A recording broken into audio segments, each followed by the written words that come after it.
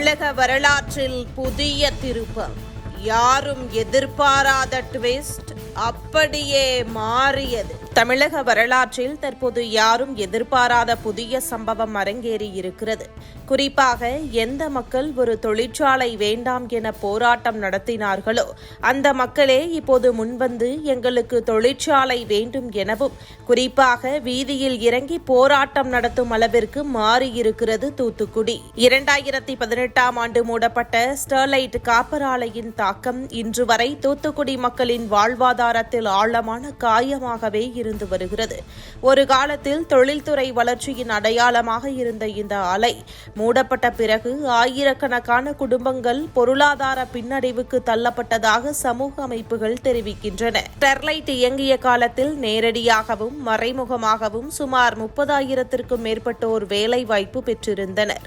ஆலை மூடப்பட்டதை தொடர்ந்து ஒப்பந்ததாரர்கள், லாரி உரிமையாளர்கள், தொழில்நுட்ப பணியாளர்கள், சிறு வியாபாரிகள் என பலரும் வருமானத்தை இழந்தனர். ஒரு காலத்தில் மாதம் 50,000 ரூபாய் சம்பளம் பெற்ற தொழில்நுட்ப ஊழியர்கள் இன்று தினக்கூலி வேலைக்கு தள்ளப்பட்டுள்ளனர் என்ற வேதனை குரல்கள் ஒலிக்கின்றன. தூத்துக்குடி ஒப்பந்ததாரர்கள் சங்க தலைவர் கண்ணன் கூறுகையில், ஸ்டெர்லைட் இயங்கிய காலத்தில் திறன் கொண்ட தொழிலாளர்கள் நாள் ஒன்றிற்கு 3,000 ரூபாய் வரை சம்பாதித்தனர். ஆனால் இன்று அவர்கள் 700 ரூபாய் கூலிக்கு வேறு துறைகளில் உதவியாளர்களாக வேலை பார்க்கும் நிலை ஏற்பட்டுள்ளது.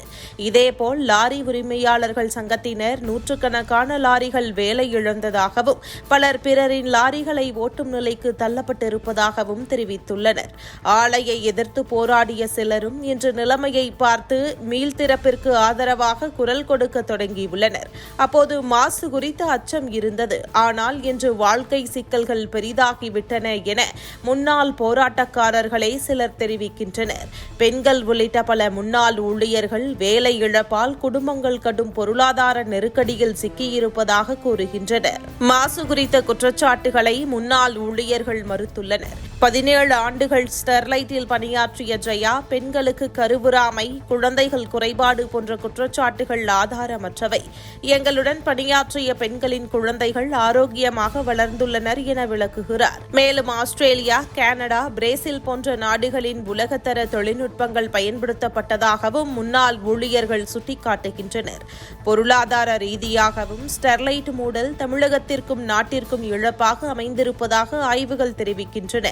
தமிழக ஜிடிபியில் 3% பங்களிப்பு, இந்தியாவின் காப்பர் உற்பத்தியில் 36% பங்கு ஆகியவை இழந்திருப்பதாக கூறப்படுகிறது.